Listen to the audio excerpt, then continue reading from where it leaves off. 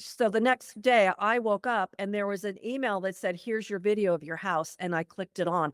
And there was a video through my house, and my house was exactly the same as it was when we left in late October. And we saw nothing had been done. Nothing had been done. And I was devastated and I was crying hysterically.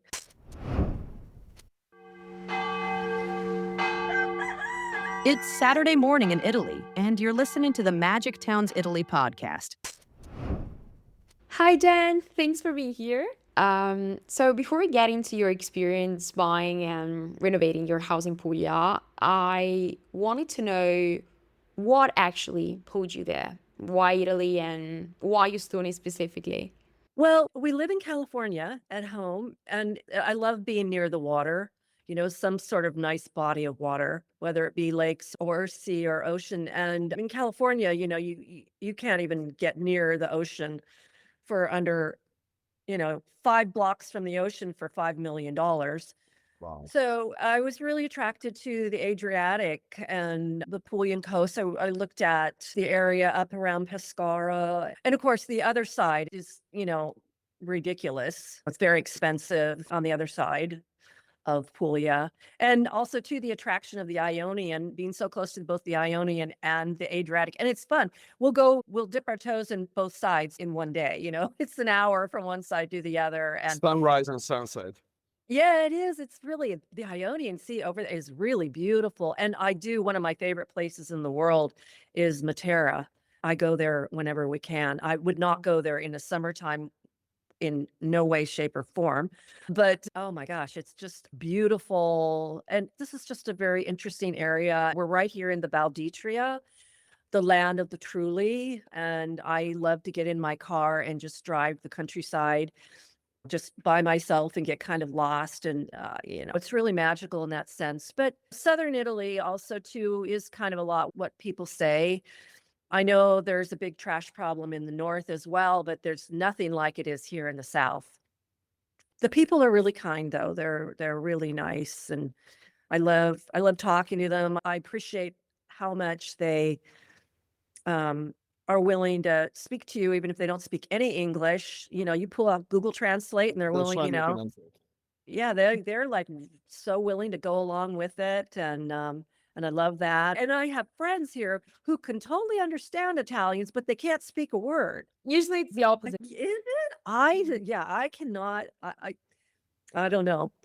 Maybe that's my 68-year-old brain on it, but I have a better memory.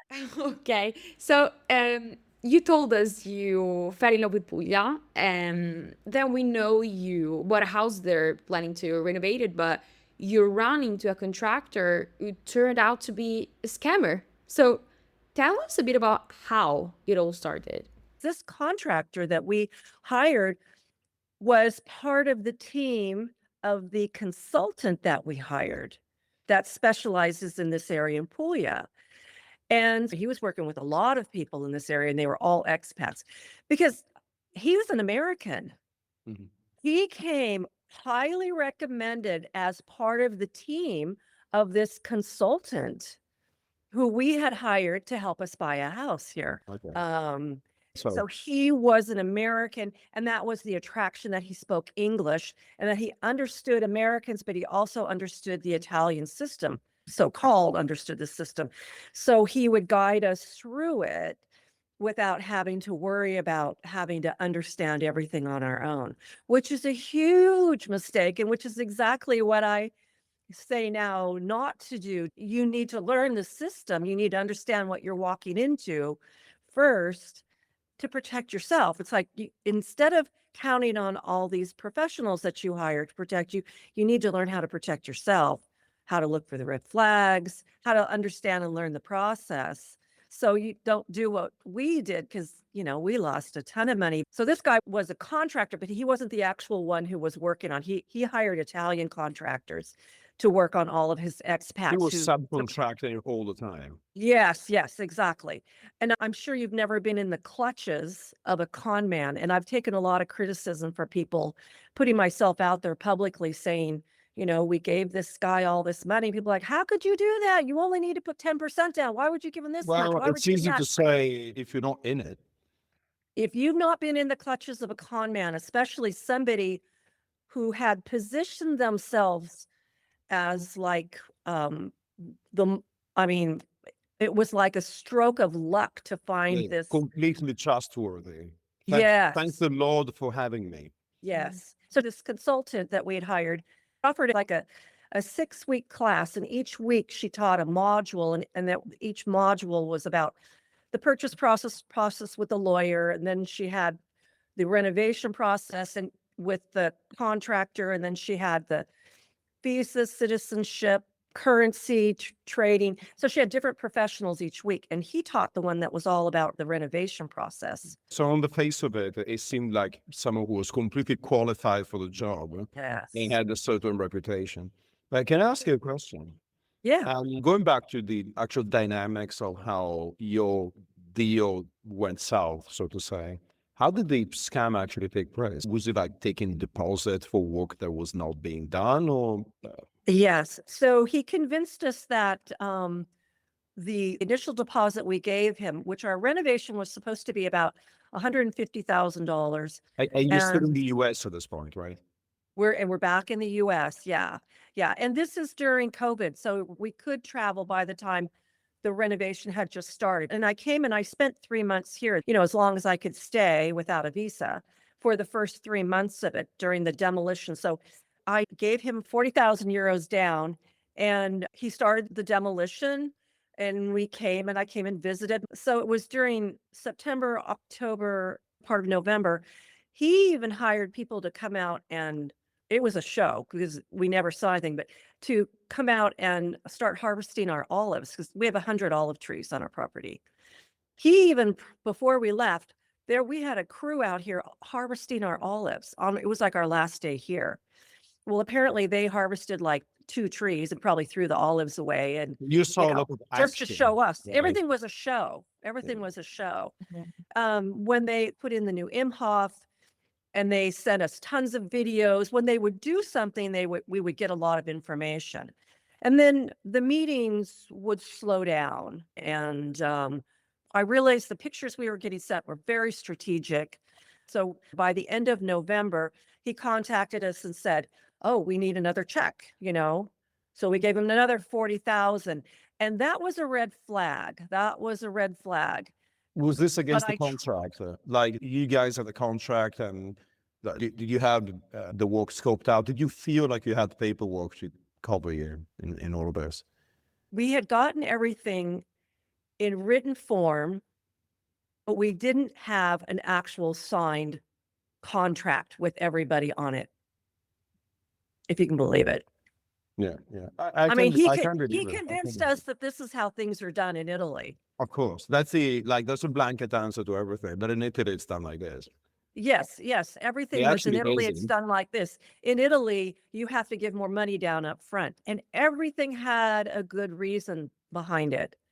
I mean, he just snowed us in so many ways. The promises were amazing, and he played completely on your dream of Italy.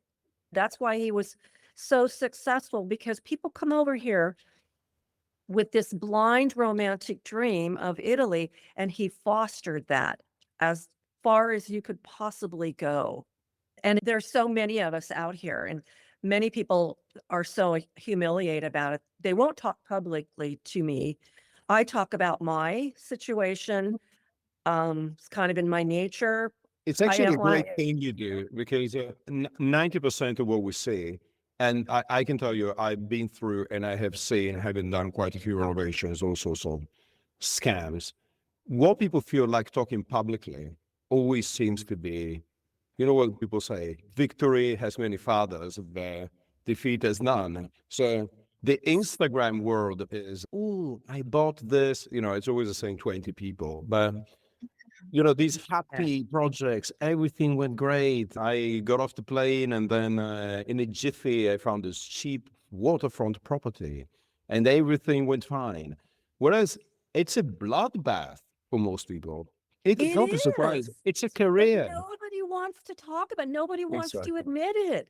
I see people, a lot of the expats, I think online, because I get into the expat groups, and there's so much negativity that goes in there. And I think many of them that are the most negative, who get upset at people for saying anything bad about their experience, are the ones who are the most unhappy and having the worst experiences, because they don't want to talk, they don't want to admit that. Everybody wants to think that they came here and they're having a really successful experience.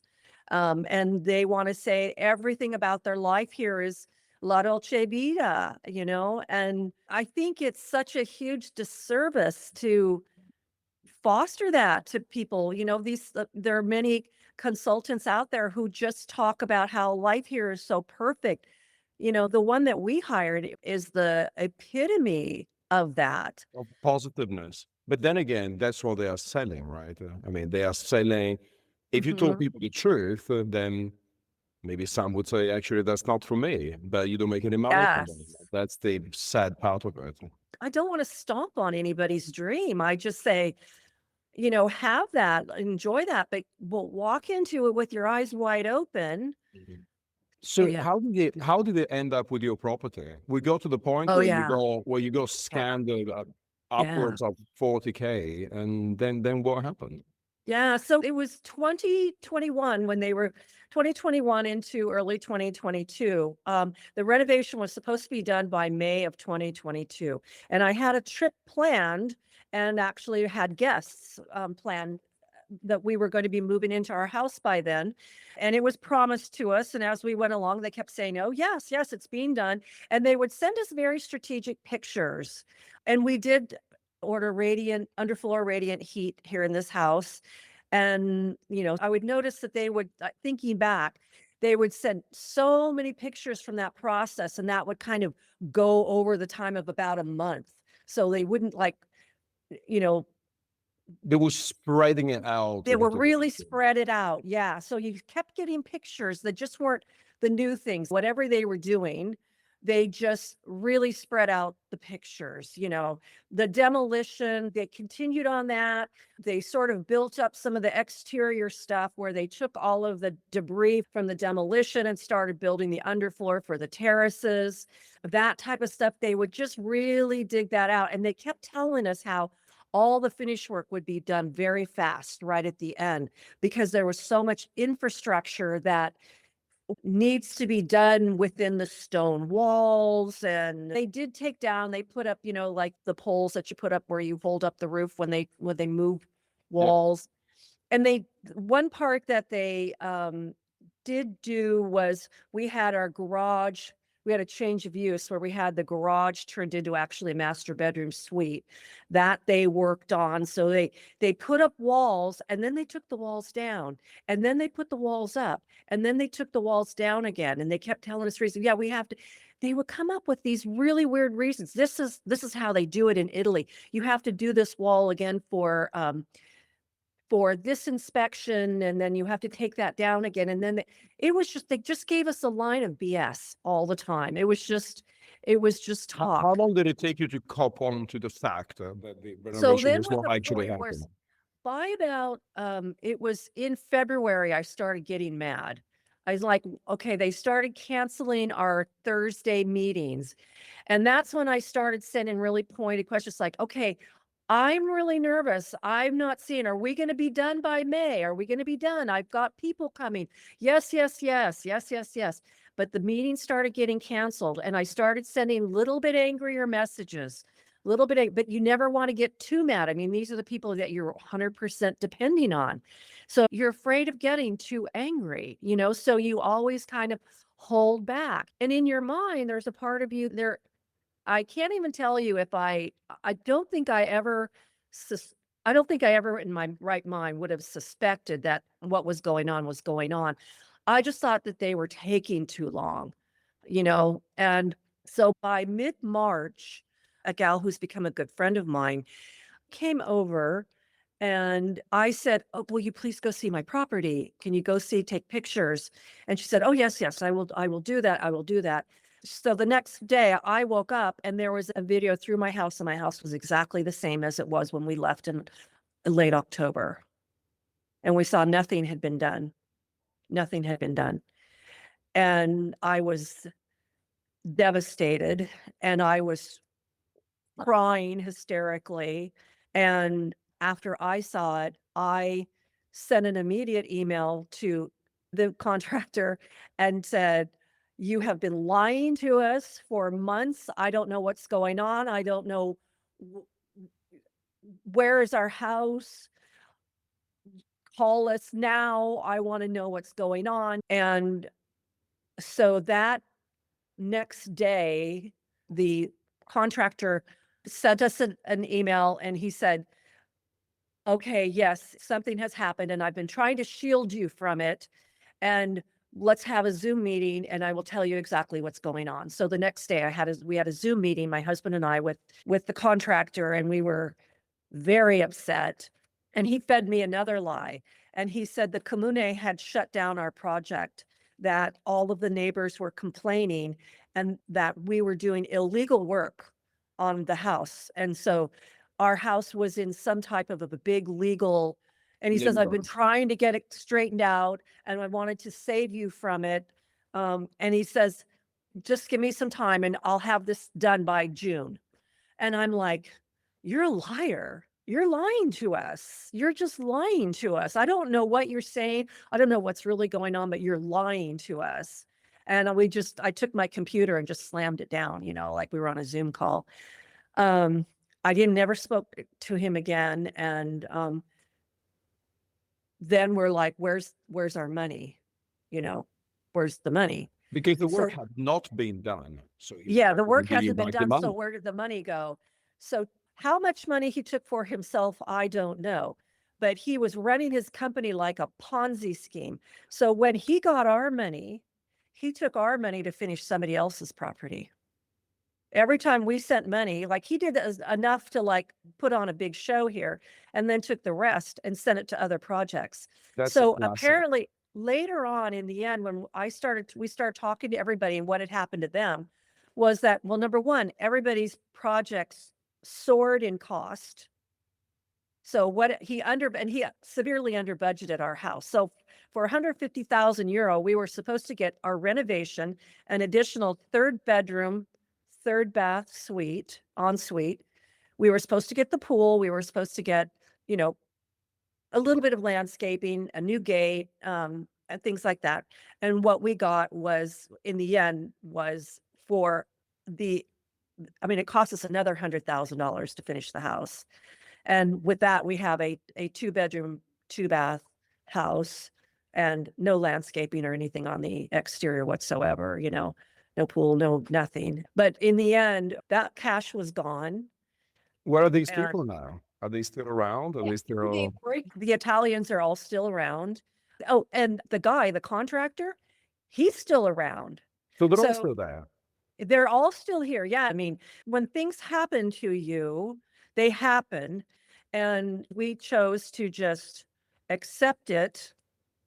There was nothing we were going to do. We weren't going to get our money back. It happened to us, but you just find a way to move on. It was COVID for us, and, things had happened, and we're self-employed people. So we kind of got hit financially. So coming up with the cash that we had to do now to finish our house was very hard on us. We had to go into a lot of debt in order to finish our house, but we were committed. We had made this decision. We owned this house, and we loved it, and we loved Puglia, and everything else about it was positive. But finding our way through the experience, we never yelled at each other once over the whole thing. We never got in a fight over it. It was my dream, and it was my doing, and it was my convincing him. He never got mad at me once. He never said, "I told you so." None of that ever happened. We just moved forward. So for me, suddenly all the people that I counted on were gone. And now I'm in the process all by myself, having to find my way out.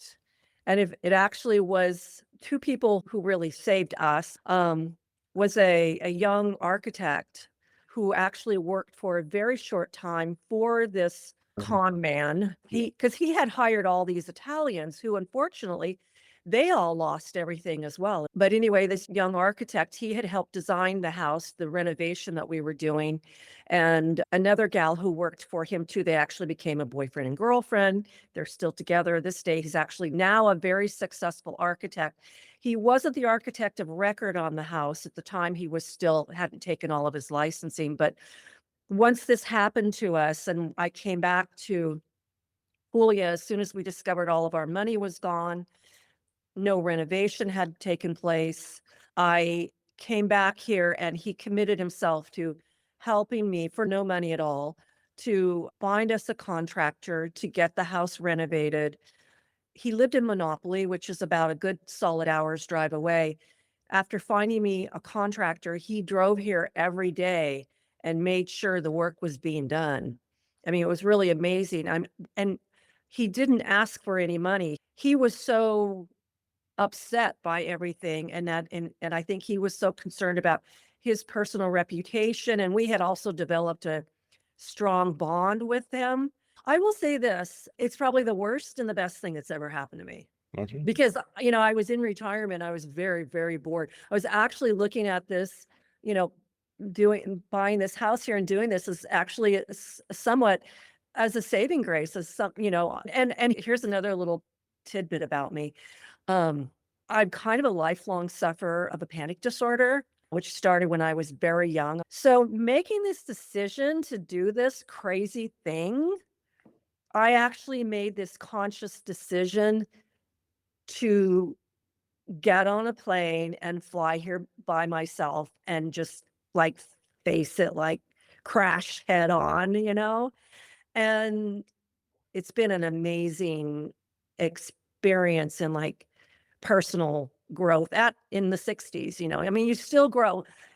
For young people, you are still growing when you're in your 60s, even when you're in your 70s, It was like huge because I got on planes and I flew here, and I did it and getting off and it was like crazy. Like for my first 2 weeks I was here, I think, and I was in a little apartment in Ostuni. I was almost afraid to go out of my house. I like literally binged watched Breaking Bad for like 5 or 6 All days. 7 seasons of it.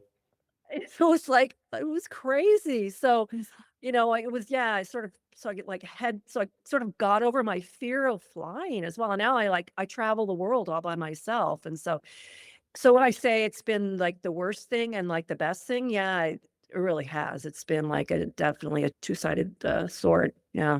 But I'm glad that it could give you the courage to do so many new things. That's it for this week on Magic Towns Italy. You can create a free account at magictowns.it and explore over 2,000 towns, including those offering the 7% tax scheme, as well as download dozens of expat guides. We have over 200 data points per town, more than Italy's Statistics Authority itself, covering everything from property prices to schools, healthcare, crime, and more. If you want full access to filters and unlimited searches, upgrade to Magic Towns Premium. Use the code podcast for 20% off an annual plan. Thanks for listening. Our next podcast will be live on Saturday at 9 a.m.